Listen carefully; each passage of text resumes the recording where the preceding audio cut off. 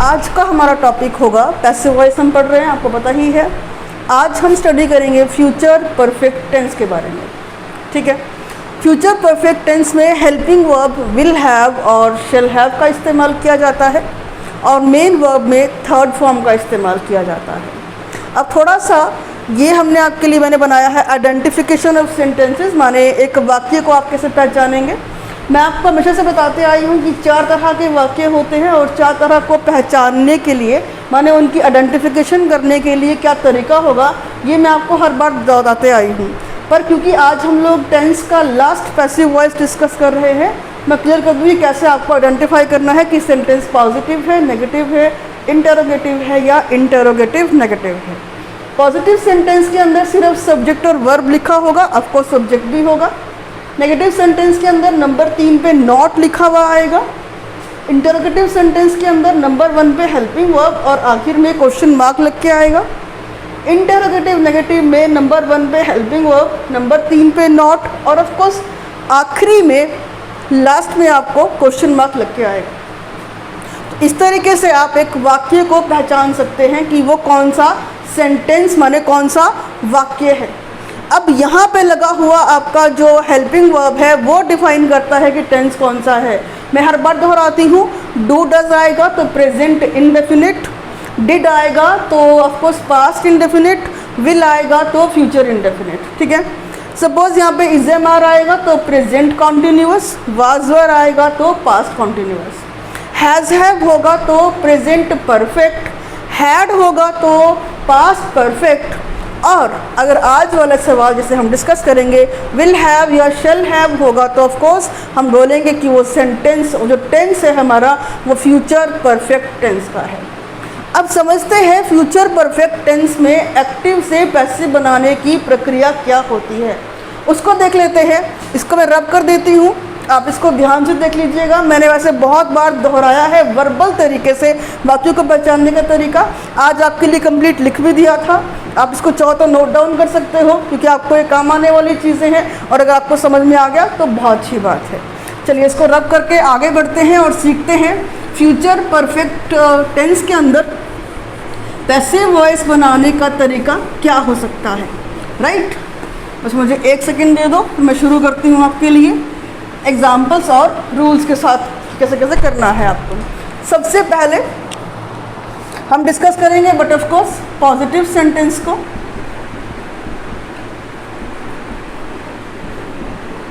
Positive sentence में पहले discuss करेंगे रूल, बाद में बनाएंगे एग्जाम्पल। हमेशा ये करते हैं, पहले रूल बनाते हैं बाद में एग्जाम्पल बनाते हैं, वही चीज़ हम करने वाले हैं अब भी। एक्टिव में आपको पहले से क्या मिल रहा होता है, आपको पहले से मिल रही होती है सब्जेक्ट, उसके बाद ये रखिए हेल्पिंग वर्ब। तो मैं यहाँ पे कंप्लीट नहीं करूँगी, मैं यहाँ पे लिख देती हूँ हेल्पिंग वर्ब HV। HV का मतलब हो गया आपका हेल्पिंग वर्ब, जो यहाँ पे लिखा हुआ है, इसी का फुल फॉर्म हो गया आपका ऑफकोर्स हेल्पिंग वर्ब। इसके बाद मेन वर्ब लगती है थर्ड फॉर्म पहले से ही, माने यहाँ पर आपको दिक्कत नहीं होगी कि आपको मेन वर्ब अगर बाय द वे नहीं आती है कि थर्ड फॉर्म कौन सी है, तो ये खुद से ही थर्ड फॉर्म पे पहले से लिखा हुआ रहा है। और आपको ध्यान होगा तो पैसिव वॉइस आप किसी भी चीज़ का करो, सही लिखा है, हाँ सही लिखा है, पैसिव वॉइस आप किसी भी चीज़ का करो वर्ब की थर्ड फॉर्म लगानी होती है। तो ये 4 चीज़ें आपके पास आ रही होती हैं कहाँ, एक्टिव में। अब इन 4 चीज़ों की जगह आप क्या लगाओगे पैसिव में, देखते हैं। जैसे ही पैसिव वॉइस आपको बनाना पड़ता है, आप क्या रूल फॉलो करना शुरू कर देते हो, आप अपने ऑब्जेक्ट को उठा के आगे ले आते हो। तो हम हर बार ही करते हैं ना, ये तो कुछ नया नहीं है। ऑब्जेक्ट को उठा के आपने आगे ले आया। अब नंबर 2 पे हेल्पिंग वर्ब रखी है ना, आपने भी नंबर 2 पर ही हेल्पिंग वर्ब रखनी है, जगह का चेंजेस नहीं करना है। नंबर 2 पे हेल्पिंग वर्ब एक्टिव में भी थी, नंबर 2 पर ही हेल्पिंग वर्ब पैसिव में भी रहने वाला है। उसके बाद ऑफ कोर्स आपको अब यहाँ पे थर्ड वर्ड ऐड करना पड़ेगा और वो वर्ड होगा बीन। अगर ये बीन वर्ड आप ऐड नहीं करेंगे और नंबर 3 पर डायरेक्टली आप इसको उतार देंगे वर्ब की थर्ड फॉर्म को, तो खुद सोचो क्या डिफरेंस है, फिर कोई डिफरेंस तो नहीं रह जाएगा। तो डिफरेंस क्रिएट करने के लिए आपको ये बीन वर्ड परफेक्ट टेंस में लगाना होता है, चाहे वो प्रेजेंट परफेक्ट हो, पास्ट परफेक्ट हो, चाहे वो आपका फ्यूचर परफेक्ट हो।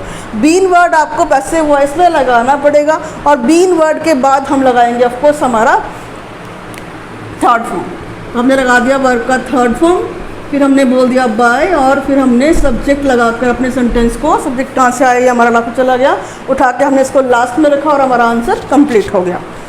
अब एग्जाम्पल देखते हैं बच्चा, एग्जाम्पल से और क्लियर हो जाएगा आपको। जैसे आप बोलें ही विल हैव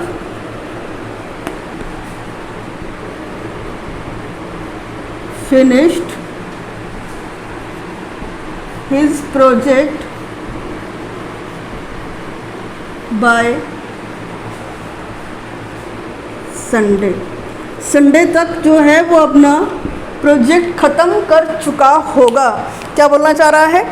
अगले आने वाले इतवार तक वो अपना प्रोजेक्ट ख़त्म कर चुका होगा, क्योंकि हम क्या कर रहे हैं, फ्यूचर टेंस, और फ्यूचर टेंस में हम लोग की जो हिंदी आती है वो गा गे गी वाली आती है। अब यहाँ पे देखो ही हो गया आपका सब्जेक्ट, विल हैव ये कंप्लीट है ना, ये हो गया आपका हेल्पिंग वर्ब, फिनिश्ड ये आपकी थर्ड फॉर्म पे आ गई, हिज प्रोजेक्ट आपका ऑब्जेक्ट हो गया, by Sunday adverb of time है। अब कंफ्यूज नहीं होना कि बाय तो ऑलरेडी आ रहा है, अब क्या करें, ये बाय इस संडे के लिए आ रहा है, तो आपने अपने वाले बाय जो लगाते हैं वो तो हम लगाएंगे ही लगाएंगे, इसको हम उठा के फिर से लास्ट में रख देंगे। अब मैं एक काम करती हूँ, मैं यहाँ से रब करके ये वाला आंसर यहाँ पे लिखती हूँ, ओके, ताकि आपको क्लियर हो जाए। तो आंसर मैं यहाँ बनाऊँगी आपके लिए, तो ध्यान से देखिए आंसर बनाते हैं। तो अब आंसर हम नहीं बनाएंगे संडे से, आंसर हम बनाएंगे हिज प्रोजेक्ट से, ये हमारा ऑब्जेक्ट है, तो ये बन रहा है आंसर, राइट। अभी क्या करोगे आप, हिज प्रोजेक्ट नंबर 2 पे हेल्पिंग वर्ब थी, और हमने वैसे वॉइस में भी नंबर 2 पर हेल्पिंग वर्ब को रखना है। हेल्पिंग वर्ब में 2 चीज़ें हैं, एक विल है, दूसरा हैव है। ये ना हो कि आप विल रख दो हैव भूल जाओ, या तो फिर हैव रख दो विल भूल जाओ, ऐसा नहीं होगा। सिर्फ हैव लगा दोगे तो बन जाएगा प्रेजेंट परफेक्ट, सिर्फ विल लगा दोगे तो बन जाएगा फ्यूचर इंडेफिनिट, गलत हो जाएगा। हम क्या कर रहे हैं, हम कर रहे हैं फ्यूचर परफेक्ट। विल हैव अगर आपके एक्टिव वॉइस में हेल्पिंग वर्ब की तरह आया है, पैसिव वॉइस में भी उसी की तरह वो वहाँ जाने वाला है। तो आप बोलेंगे विल हैव, आगे आपको लगाना है बीन, ये आपने लगा दिया been, will have been. Third form में पहले से ही आ रहा है, कोई दिक्कत वाली बात ही नहीं है, पहले से लिखा है तो सेम टू सेम आप भी उतार दो, विल हैव बीन फिनिश्ड। अब आप चाहो तो यहाँ पे बाय हिम करो, चाहे तो आप यहाँ पे सीधा बाय संडे लगा दो, ये आपकी मर्जी है। पूरा कर देते हैं, bye him by Sunday. Confuse हुए बगैर, अब ये मत सोचना कि 2 बार कैसे बाय आ गया भाई। एक बार तो बाय ऑफ कोर्स आपके सब्जेक्ट को कवर करने के लिए प्रीपोजिशन इस्तेमाल किया गया, सेकेंड टाइम उस संडे यानी कि जगह के, नॉट जगह, गलती हो गई, सप्ताह के दिन के साथ, नाम नॉट दिन एक्चुअली, अगेन नाम के साथ 2 गलतियाँ हो गई, दोनों गलती करो 2 बार सॉरी, ठीक है। ये हो गया आपका सप्ताह के दिन के पहले उन्होंने क्या लगा दिया है, बाय का इस्तेमाल कर दिया है। तो इस तरह से ही will have finished his project by Sunday, आपने बोला his project will have been finished by him by Sunday, right, clear है। चलिए तो फिर आगे बढ़ते हैं, और अगला जो इसका सेंटेंस होता है हमारे पास, यानी कि नेगेटिव सेंटेंस, उसको समझने की ट्राई करते हैं। और मैंने आपके लिए नेगेटिव सेंटेंस का रूल या फिर आइडेंटिफिकेशन ऑलरेडी मेंशन कर दी थी, अगर आपने उसको ध्यान से समझा है तो आपको दिक्कत नहीं आएगी कि मैं नॉट का इस्तेमाल कहाँ करने वाली हूँ, राइट। देख लेते हैं नेगेटिव सेंटेंस में क्या होगा हमारे पास। नेगेटिव सेंटेंस के अंदर हमें सब्जेक्ट मिल रहा होगा, विल नंबर 2 पर आ गया, देखो है ना, नंबर 2 पे विल आया, तो नंबर 3 पे किसको आना पड़ेगा, फिक्स है, कौन सा वर्ड है, ऑफ कोर्स हम यहाँ पे नॉट लगाएंगे। नॉट आ गया, अब हम लगाएंगे क्या, हैव, ये लगा दिया हमने हैव। उसके बाद सब्जेक्ट आ गया, विल आ गया, नॉट आ गया, ऑफ कोर्स आ गया आपका हैव। अब लगा दो आप अपने वर्ब की थर्ड फॉर्म को, और अब लगा दो अपने ऑब्जेक्ट को, बन गई बात। इसको पैसिव वॉइस में बनाओगे, माने इसका आंसर करोगे, तो क्या करोगे, इसका आंसर करने के लिए ऑब्जेक्ट को आगे ले आओ, ये आगे ले आए। नंबर 2 पे हेल्पिंग वर्ब आ रही है, आप भी नंबर 2 पर हेल्पिंग वर्ब को रखो। नंबर 3 पे नोट आ रहा है, आप भी नंबर 3 पे नोट कर रखो। नंबर 4 पे हैव लगा है, आप भी नंबर 4 पर हैव को रहने दो, कुछ मत छेड़ो। ये सेम जैसा लिखा था एक्टिव में, वैसा ही आपने पैसिव में नीचे पूरा का पूरा उतार देना है, बिल्कुल नहीं छेड़ना है। अब क्या लगाओगे, अब लगा दो बीन, अब क्या लगाओगे, वर्ब की थर्ड फॉर्म। अब क्या लगाओगे, बाय और ऑब्जेक्ट से सेंटेंस को एंड कर दोगे। बन गई ना बात। चलिए बनाते हैं example. I shall not have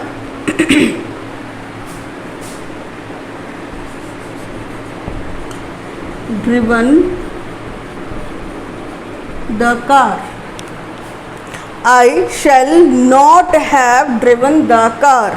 मैंने शैल का इस्तेमाल किया, विल का नहीं, बिकॉज आप सारे बच्चे जानते हैं आई और वी के साथ हम लोग शैल का इस्तेमाल करते हैं, और इसके अलावा जितने भी सब्जेक्ट हैं उनके साथ हम लोग विल का इस्तेमाल करते हैं।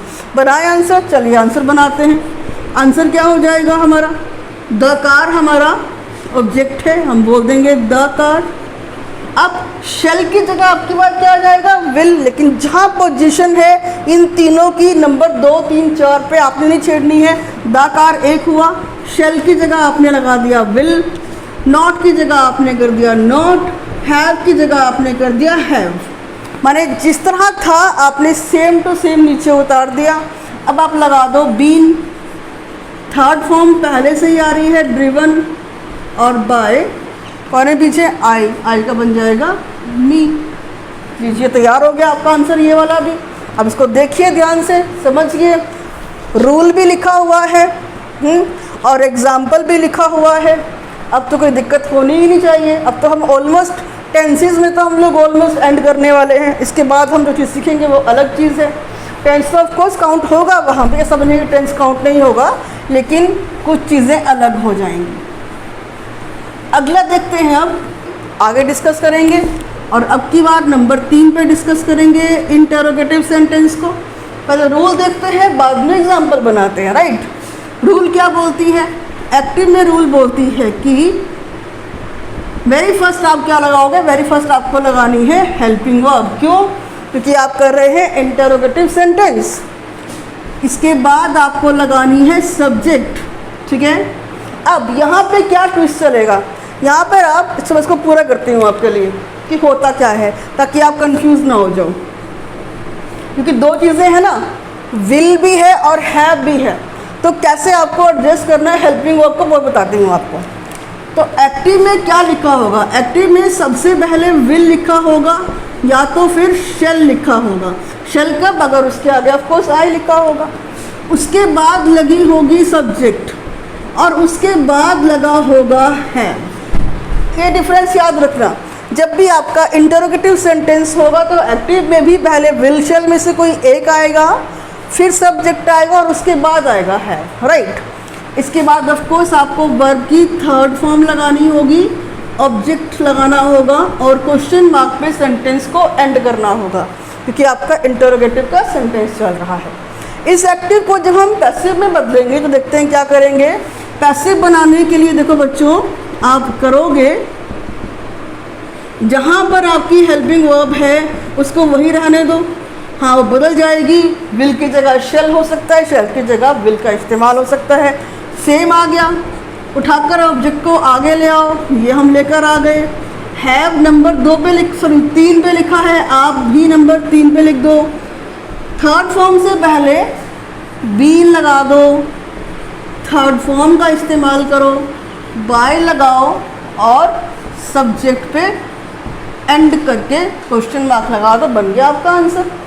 दिक्कत आपको खास तौर पे फ्यूचर परफेक्ट टेंस में कहाँ आती है हद से हद, कि आपको ये जो हेल्पिंग वर्ब है लंबा सा विल हैव या फिर will have been passive voice वाला, कहीं ना कहीं आपको उसकी एडजस्टमेंट में प्रॉब्लम होती है।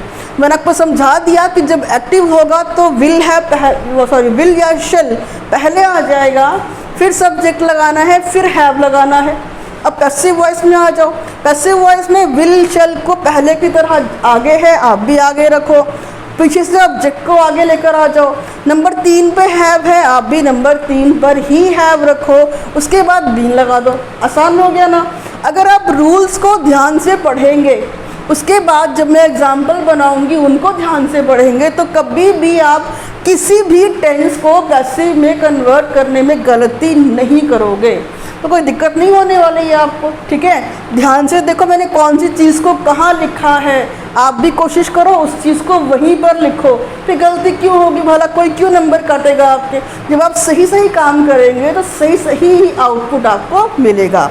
एग्जाम्पल बना लेते हैं हम लोग, एग्जाम्पल करते हैं हम। Shall we have flown kite on, कब उड़ाते हैं भाई काइट? शायद होली के त्यौहार पे काइट्स उड़ते हैं ना, तो हम यहाँ पे कर देते हैं ऑन होली। अब आप में से बहुत सारे बच्चे बोलेंगे कि मैम तो गलत करा रही है, होली एक फेस्टिवल का नाम है और फेस्टिवल के नाम में तो ऐट का इस्तेमाल होता है, तो आपने ऑन का इस्तेमाल क्यों किया? तो बीच में एक और बात भी सीख लो। अच्छा एक चीज़ तरह की मिनट को, तो बीच में वो जो एक चीज़ बात ये थी कि दो चीज़ें होती हैं, फेस्टिवल के नाम के साथ दो प्रैप लगती है, ऐट भी लगता है, ऑन भी लगता है। ऑन जहाँ पे तारीख क्लियर माने फिक्स ना हो, ऐट जहाँ पे फिक्स हो, माने 15 अगस्त फिक्स है, ऐट लगा दो। क्रिसमस फिक्स है, ऐट लगा दो। होली फिक्स नहीं है, ऑन लगा दो। दिवाली फिक्स नहीं है, ऑन लगा दो। ईद फिक्स नहीं है, ऑन लगा दो। 26 जनवरी फिक्स है, ऐट लगा दो। जहाँ फिक्स तारीख होगी वहाँ त्यौहार या फिर कोई भी इवेंट के पहले ऐट लगाना। जिस त्यौहार की डेट फिक्स नहीं है, खास तौर पर जैसे इंडियन फेस्टिवल होते हैं, वहाँ पे आप ऑन लगा दो। ठीक है, अब आ जाओ, shall we have flown kite. अभी वी थोड़ी उड़ा रहे हैं, फिर तो ज़्यादा उड़ाएंगे बेचारे को। काइट्स ऑन होली, शेल लगाया है बिकॉज वी का इस्तेमाल किया है। अब जब चेंज करूँगी तो ऑफकोर्स शेल की जगह विल कर दूँगी, बिकॉज शेल कहाँ लगता है? सिर्फ आई और वी के साथ शेल लगता है, बाकी सब जगह आपको विल का इस्तेमाल करना होता है। आप आंसर बनाएंगे तो आप क्या बोलेंगे? चलिए बनाते हैं आंसर। ये था आपका एग्जाम्पल का क्वेश्चन। तो आप करोगे विल कर क्या रहे हैं, ठीक है। फिर कौन है? काइट्स हैव, मतलब जिसकी पोजीशन जहाँ थी वहीं रखी, नहीं छेड़ा। वी चला जाएगा लास्ट में, होली काइट्स आपका आ गया आगे। हैव, अब क्या लगाओगे? बीन फ्लोन, किसके द्वारा उड़ाए जा रहे हैं? हमारे द्वारा। बाय अस, कब उड़ाए जा रहे हैं? ऑन होली, और क्वेश्चन मार्क एंड के तो लगाना पड़ेगा ना। क्वेश्चन देखो, shall we have flown kites on Holi. Answer देखो, शेल की जगह विल लगा, कुछ नहीं हुआ, बात वही है। या तो आप विल हैव लगाते हैं या तो आप शेल हैव लगाते हैं। विल लगाया बिकॉज आगे सब्जेक्ट में काइट्स लिखा हुआ था, तो विल काइट्स, हैव की जगह हैव उतर गया। अभी ये चला गया कहाँ पे? थोड़ा इंटरचेंज होकर आगे चला गया। पहले कौन आ गया? Been flown by us on Holi. क्या हमारे द्वारा होली के त्यौहार पर पतंग उड़ाए जाएंगे? आज से चलो तो मान के जाए कि चलो 2 दिन बाद होली का त्यौहार आने वाला है और आप अपने बैठे हुए अपने ग्रुप के संग पूछ रहे हैं भाई कौन कौन से काम करने हैं हम लोगों ने होली पे। तो आप में से कोई, मैंने पूछ लिया आपसे भाई क्या हम लोग पतंग भी उड़ाने वाले हैं क्या? तो भाई उड़ाने वाले हैं क्या वाली सेंस एक्चुअली कैसी होती है कि आप बात कर रहे होते हैं फ्यूचर परफेक्ट इमेजिनरी टेंस के अंदर कि हम ऐसा कुछ करेंगे, ऐसा कुछ होगा टाइप, इस तरह से। तो आई थिंक ये भी क्लियर हो गया होगा।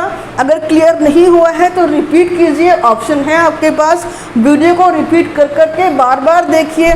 सिर्फ शब्दों की प्लेसमेंट हल्की फुल्की आगे पीछे होती है, बाकी सेम होती है चीज़ें। आपने उन्हीं को ध्यान रखना है, कौन सा वर्ड मुझे कहाँ रखना है, और बस आपका आंसर कभी भी गलत नहीं होगा। अगर आप शब्दों को आगे पीछे कर देंगे या कुछ छोड़ देंगे तो गलत हो जाएगा। और एक बात और ध्यान रखो, पैसिव वॉइस में खासकर जब किसी एक्टिव से पैसिव में आते हो या किसी, वो तो पॉसिबल नहीं है, किसी एक्टिव से पैसिव में आते हो तो कभी भी आप कोई भी वर्ड को स्किप नहीं करोगे। जितने वर्ड एक्टिव में हैं वो एनी हाउ आपको पैसिव में एडजस्ट करना ही पड़ेगा। ठीक है, चलिए आगे बढ़ते हैं अब और हम डिस्कस करते हैं लास्ट वाले सेंटेंस को, जो कि होता है इंटेरोगेटिव नेगेटिव। ठीक है जी, आखिरी वाला सेंटेंस हमारे पास क्या है? Interrogative negative sentence. अब यहाँ पे हमें क्या मिल रहा होता है वो देख लेते हैं। एक्टिव के अंदर आपको पहले से ही क्या चीज़ें मिलेंगी? आपको नंबर 1 पे हेल्पिंग वर्ब मिलेगा, फिर आपको सब, अच्छा इसको पूरा कर दूँ फिर से, पर आप फिर हो जाएंगे हेल्पिंग वर्ब में पूरा विल हैव लगा दें, ऐसा ना कर दो कहीं आप, तो पूरा कर देती हूँ। सबसे पहले आपको विल लगा हुआ मिलेगा, फिर आपको सब्जेक्ट मिलेगा, फिर आपको ओके नेगेटिव भी तो है ना, हाँ नेगेटिव भी है, फिर आपको नंबर 3 पे नॉट मिलेगा, बिकॉज हम नेगेटिव सेंटेंस को भी तो लेकर आए हैं, हम कर रहे हैं इंटेरोगेटिव नेगेटिव। ये क्वेश्चन मार्क आ गया और ये नंबर 3 पे हमारा प्यारे वाला नॉट भी आ गया। ये लगा दिया हमने हैव, ये लगा दी हमने वर्ब की थर्ड फॉर्म और लास्ट में लगा दिया ऑब्जेक्ट और क्वेश्चन मार्क पे ऐड कर दिया। Will subject not have V3 object. Clear. अब ये एक्टिव में आपको मिल रहा है, अब बनाते हैं इसका पैसिव वॉइस, माने इसका आंसर आप कैसे बनाओगे। चलो ट्राई करो मेरे साथ साथ। आप बोलोगे कि सबसे पहले हम लिखेंगे विल, ऑफ कोर्स विल की जगह शेल भी हो सकता है। उसके बाद आप लास्ट में रखे हुए ऑब्जेक्ट को नंबर 2 पे लगा दोगे, यही करोगे ना। उसके बाद नंबर 3 पे आता है नॉट, तो नंबर 3 पर ही लगा दोगे, लगा दिया। उसके बाद हैव लिखा है नंबर 4 पे हो गया, आपने भी नंबर 4 पे उतार दिया। उसके बाद किसको लेकर आओगे, ऑफ कोर्स बीन को लेकर आओगे, वर्ब की थर्ड फॉर्म लगाओगे, बाय लगाओगे, सब्जेक्ट को ले जाकर पीछे क्वेश्चन मार्क के साथ एंड कर दोगे और आपका एक्टिव में जो आंसर आप क्वेश्चन आपको मिला होगा उसके पैसिव का मेथड आपके बोर्ड में लिख दिया, कोई दिक्कत ही नहीं हुई। अब बस हम क्या करेंगे, इस तरह के सवाल को देखेंगे, इस तरह के सवाल को इस तरह के जवाब में एडजस्ट कर देंगे, बन जाएगा हमारा आंसर। देखते हैं। Will students not have watched video, यहाँ कर देते हैं केयरफुली, केयरफुली कि क्या विल मतलब क्या, बच्चे नहीं देख रहे हैं, क्या नहीं देख रहे होंगे, होंगे विल है ना, होंगे, क्या नहीं देख रहे होंगे, वीडियोस कैसे नहीं देख रहे होंगे, ध्यान से, ठीक है। तो क्या बच्चे ध्यान से वीडियो नहीं देख रहे होंगे, देख चुके होंगे, नोट रहे होंगे, चुके होंगे, राइट। चलो ये हो गया क्वेश्चन, आंसर बनाते हैं इसका। विल से स्टार्ट हो बिकॉज स्टूडेंट है, आगे वीडियो है, विल का विल ही रहने देंगे। विल क्या आ गया, वीडियो। नंबर 3 पे नॉट लगा दो, एज इट इज़ नॉट लगा दिया। हैव को नीचे ले आओ, हैव लगा दिया। अब क्या लगाना है, एकदम से थर्ड फॉर्म पे मत चले जाना, अब बीच में आपको बी लगाना है। Will video not have been, अब कर देते हैं वॉच्ड, किसने नहीं देखा अच्छे से वीडियो को, ऑफ कोर्स स्टूडेंट्स ने, बाय स्टूडेंट्स केयरफुली। और ये आपका आंसर आपके सामने बोर्ड पर आ गया। उम्मीद है मेरे करने से बहुत पहले आपने अपने आंसर को लिख दिया होगा और वो आपने अब मैच कर लो और आपका आंसर भी अब सही हो गया होगा। तो हम डिस्कस कर चुके हैं सारे के सारे इंडेफिनिट, 2 कॉन्टिन्यूअस माने प्रेजेंट कॉन्टिन्यूअस और of course past continuous, because future continuous तो होता ही नहीं है। और हम डिस्कस कर चुके हैं तीनों परफेक्ट माने प्रेजेंट परफेक्ट, पास्ट परफेक्ट और फ्यूचर परफेक्ट। अभी तक क्वेश्चनियर में हमने सिर्फ डिस्कस किया है प्रेजेंट और पास्ट के क्वेश्चन को। अब हम डिस्कस करेंगे टेंसेस के ओवरऑल क्वेश्चनियर को।